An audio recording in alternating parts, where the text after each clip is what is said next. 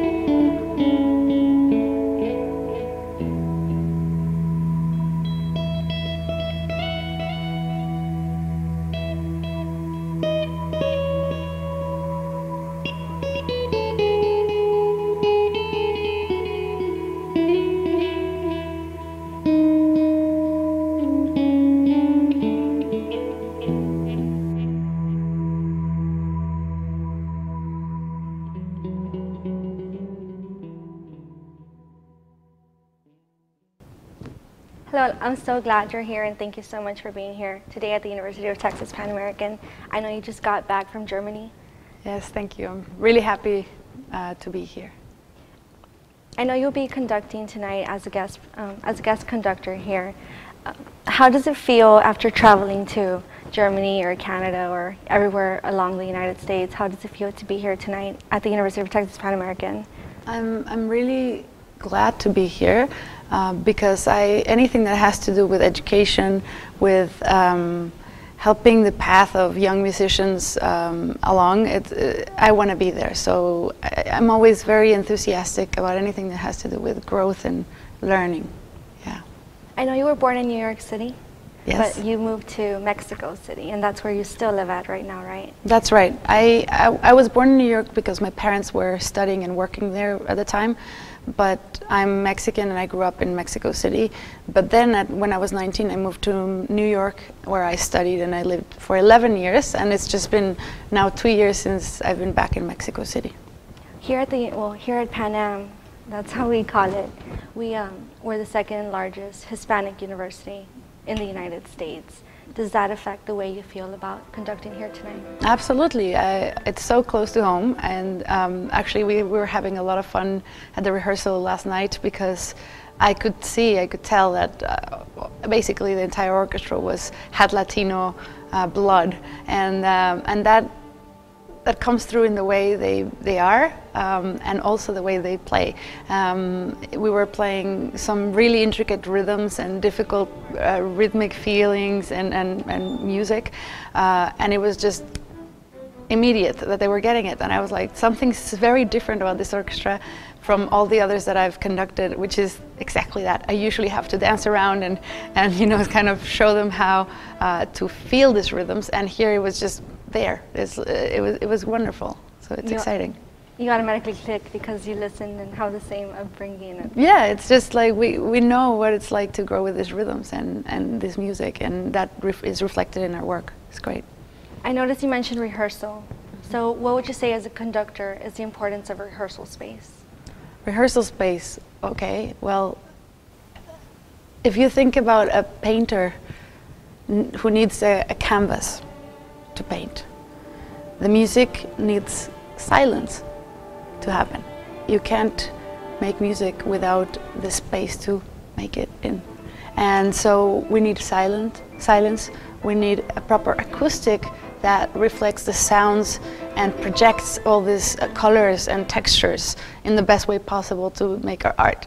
It's not important, it's essential. It's vital. It's just as important as the orchestra as a whole. It's part of the music making. As you see in a cello or a violin, you have this wooden box that resonates and that creates these vibrations that create the sound. That is the concert hall for the orchestra. We are inside that big instrument, resonating, and it's whether that instrument is accurate or not accurate, rather appropriate and well done and with the right acoustics, that the music sounds better. Just like a great Stradivarius will sound wonderful because it has this box, this great space for the sound. Sound goes everywhere and resonates with the walls and the ceiling and the floor and the people in the hall. So just as important as it is to have a great hall, you need the audience as part of it. It's everything resonates in music, and the final product, if you had a different amount of people, a different hall, or any other characteristic, the sound of the concert would be completely different. So I cannot stress enough how important this is. I've been in situations where I've had the pleasure of working with great orchestras in terrible venues. Okay. And I would say it takes the final product from 100% with a bad hall to 20 to 30%. There's nothing you can do when there's not a proper space. I've also been with orchestras that are not so advanced, or student orchestras, for example, that are learning and growing, but because they have a wonderful hall, they learn differently. Their ears develop differently. Their music making is seeking something higher, because there's so many levels of different colors and different types of sounds that you can make. And so, I mean, I could talk about this for hours. Well, since you do conduct with so many different orchestras constantly, how many rehearsals do you say you need before a performance? Well, it really varies from the ensemble, what the level of the orchestra is, how difficult the program is. But I would say, but rehearsal is essential. You cannot have too many rehearsals, because then you get, you take away the spark and the edge, I think, and you can get bored of the music. But having too little rehearsal is even worse. I would say for a professional orchestra, 4 rehearsals is 3.5 or 3 hour rehearsals is good. 5 is great. Depends on how long and difficult the music is. There are programs that you can do with 2 rehearsals, so it varies. But rehearsing is where everything happens. The concert is just the final product. It's just the tip of the iceberg, or like the chef puts the plate in front of you and this wonderful dish is there. But that's not the chef's work. That's just the product of having picked the right ingredients, working them, preparing them, and then cooking them. So that's the rehearsal. I love that you're so passionate about your music, and I thank you so much for being here. I know we all greatly appreciate it, and I'm pretty sure the musicians here on campus will appreciate it even more. Oh, I appreciate it. Every time I try to explain something or teach something, I am learning the most, I think. So I feel blessed to be able to do this. Thank you. Thank you.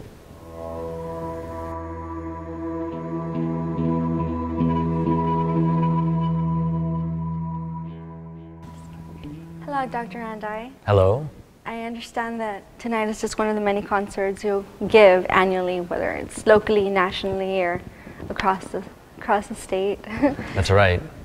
I know you just got back from Santo Domingo? Right, I just came back from Santo Domingo. And you performed 5 different concerts with musicians from around the world. That's right.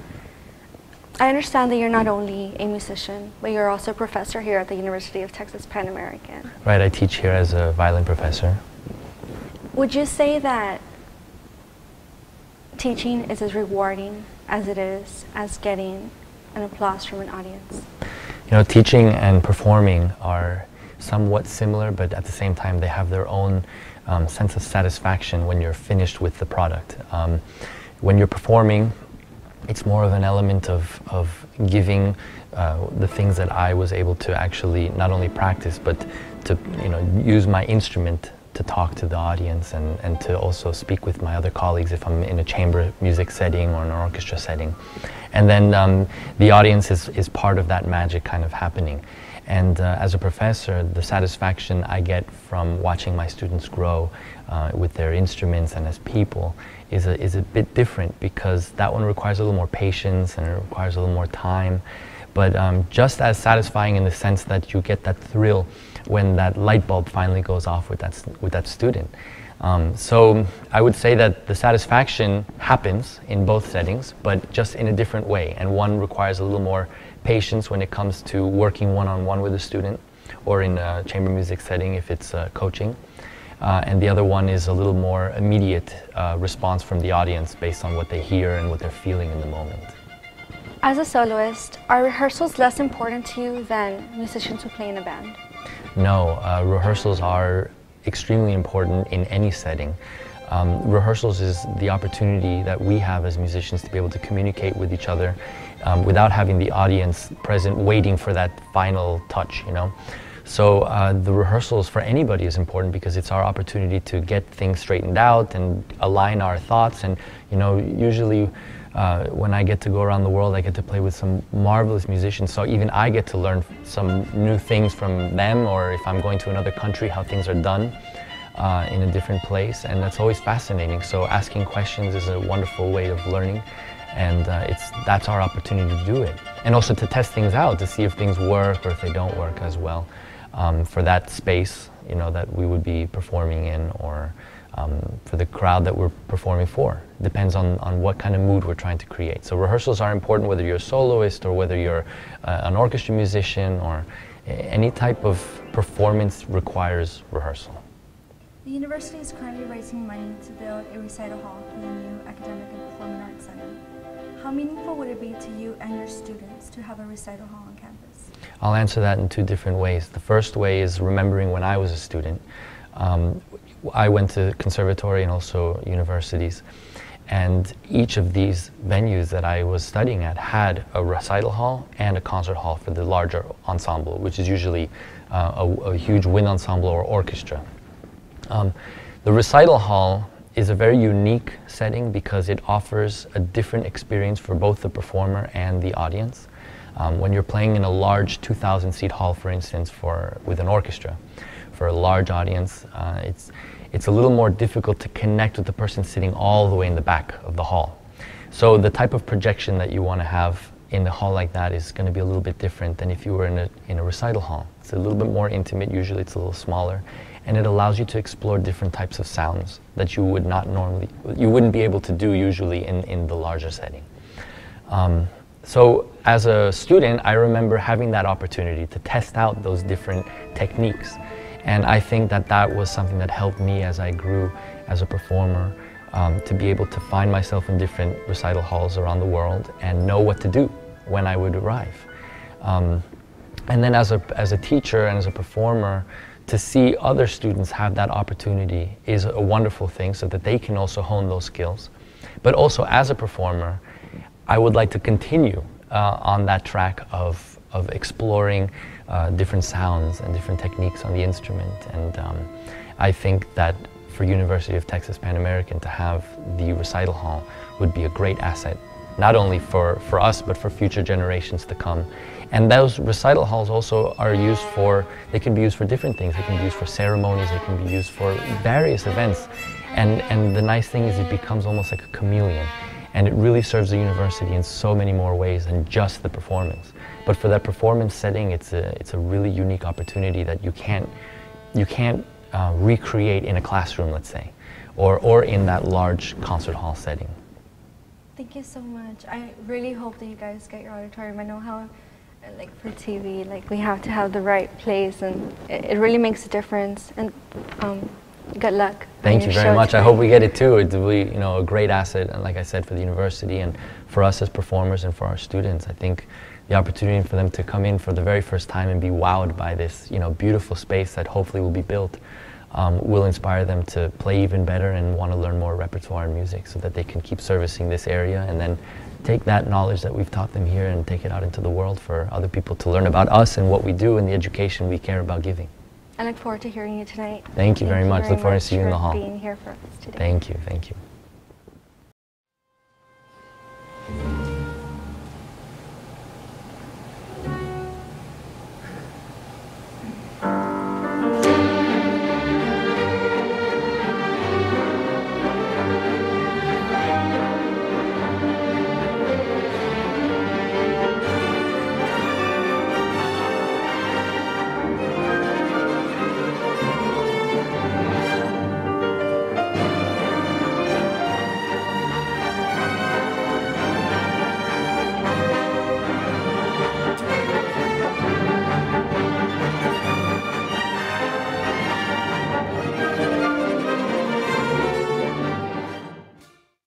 Hi everybody, I'm Nick Rice, and with us is Dr. Peter Dabrowski, the maestro, the conductor, the man who makes it all happen at the Valley Symphony Orchestra, and thank you for being with us today. Thank you, Nick.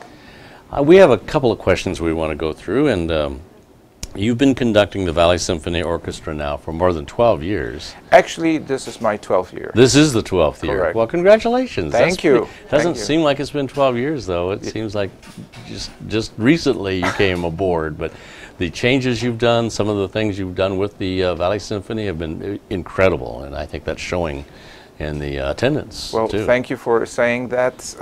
It has been my great pleasure and honor to work with musicians from the Valley and to work with the staff of the orchestra as well. And as you said, this 12 years passed very fast, very quick, and I love what I'm doing, and it's my great pleasure and honor to have concerts for the audiences in the Rio Grande Valley.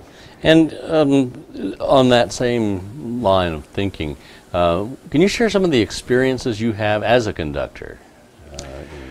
Well, yes. I think that Valley needs more orchestral music and choral music. I think that we have a rapidly growing population which does not have enough exposure to really fine arts.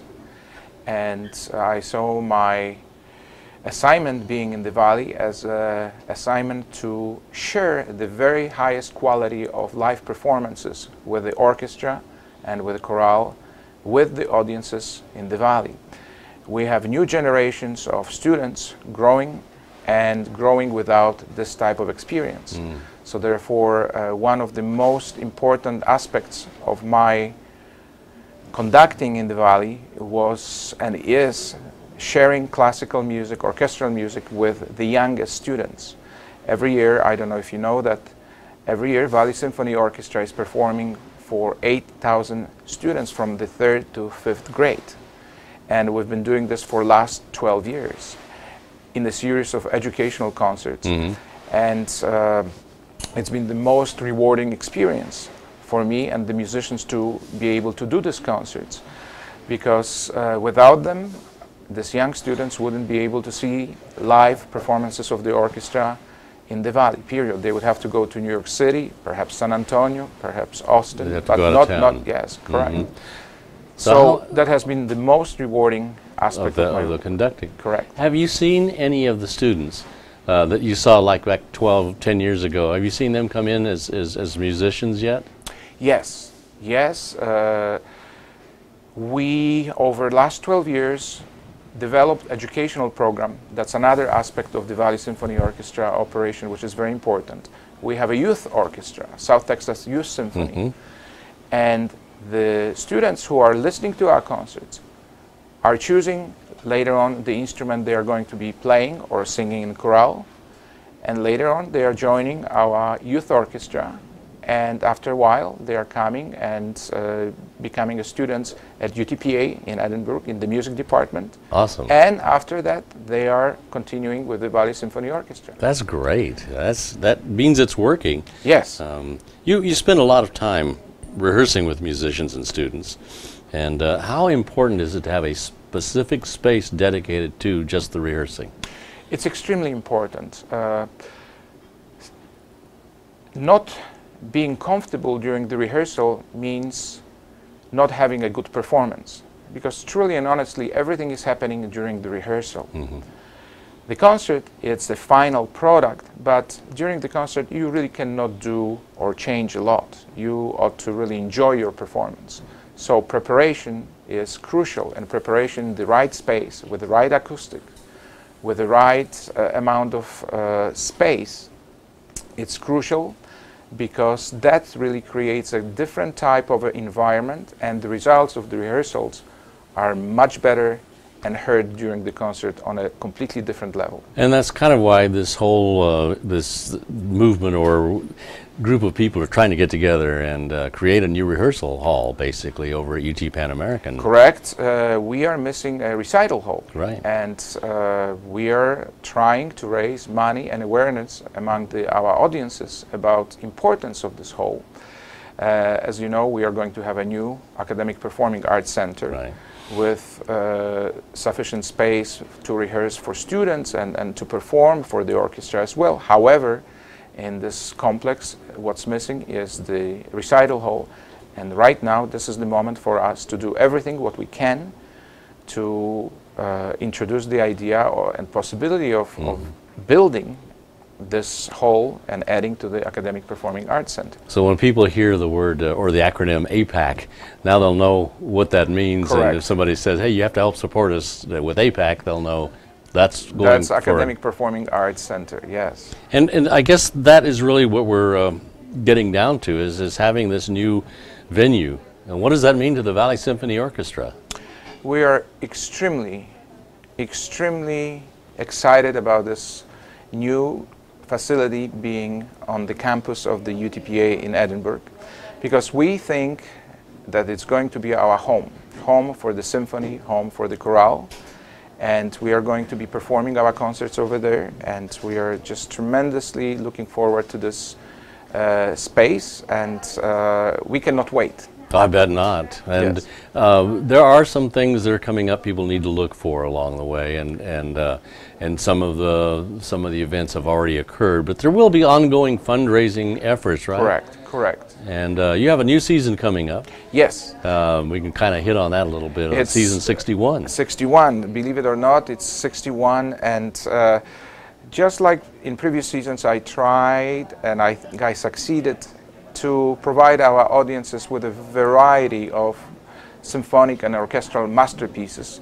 And again, in next season, they are going to be experiencing fantastic solists from all over the world in really tremendous performances of the best classical works written by geniuses of classical music. That's something to look forward to. And you'll still, though, be kind of an orchestra without a home. Yes, for a little while. as long as you think about Rio Grande Valley being our home. Well, Yes. there's that, yes. Yes. Yes, but yes, we desperately need new, better places to perform. And that's kind of be a priority for everybody. But Correct. we'll have some good venues next year. Yes. Once again, so people can look forward to that. And I guess the future is looking bright for the Valley Symphony Orchestra. I hope so. One of the things I've wondered about in the past is the musicians in the symphony orchestra. Where do they come from? Who are they? Thank you for asking this question. Musicians are the most important.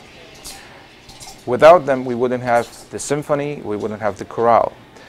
Our musicians are the professors from both universities in Edinburgh and in Brownsville, music professors. Also, local educators from high schools and middle schools as well, and the most talented students from music department. So it's a good mixture of different levels of musicianship.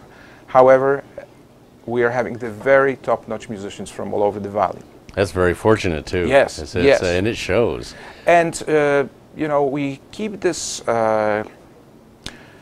continuation. Some of our younger musicians, students, are students of our professors. So therefore, by playing together, they are getting better, and there's this unique opportunity for both, for professors and students to collaborate in the orchestra And some and the of them ensembles. even be able to matriculate into the symphony Absolutely. itself. Which Absolutely. It's a very special experience, and we are very fortunate.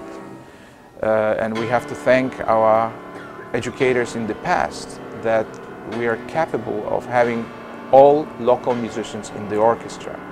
There's no great need of importing musicians. There are a lot of communities which cannot afford to do that anymore. Oh, yeah. Because their music programs in their schools disappeared.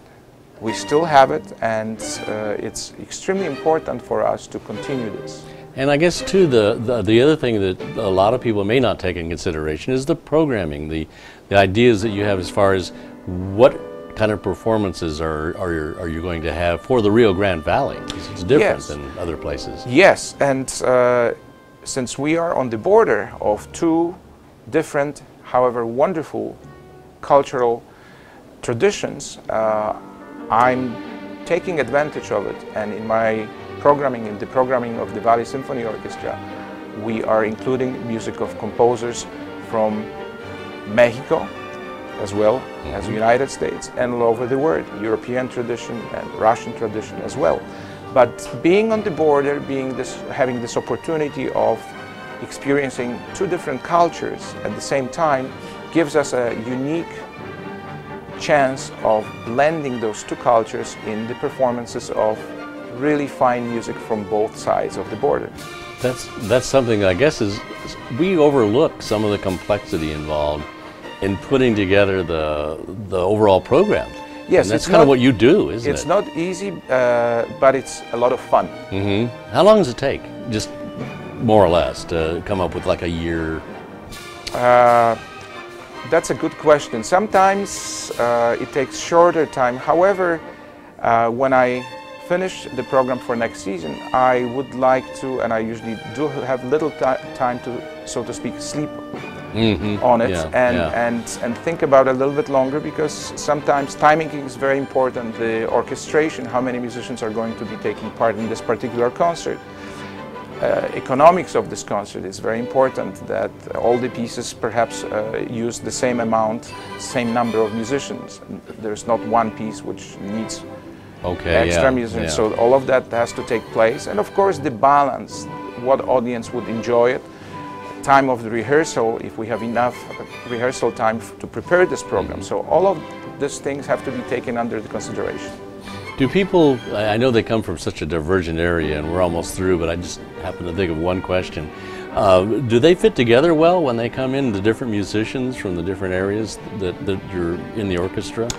It's my job, so to speak, to make them feel comfortable and to create a teamwork atmosphere, because the orchestra and chorale, it's about teamwork and there are no solists, so therefore our musicians understand this very well and they support each other.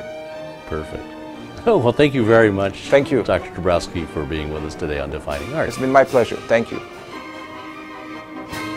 The importance of the rehearsal and the facility in which to rehearse. One unified thought from two conductors, Alondra de la Parra and Dr. Peter Dabrowski, and concert violinist Daniel Andai. Our thanks to all for this insight into the art of rehearsal here on Defining Art.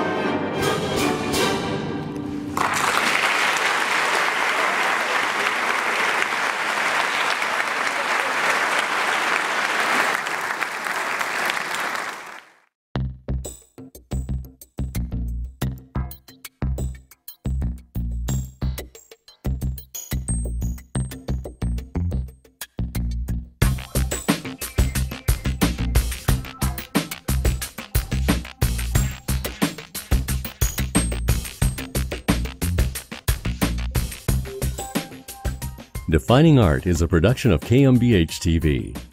Support for Defining Art is provided by RGV and Beyond Magazine and viewers like you.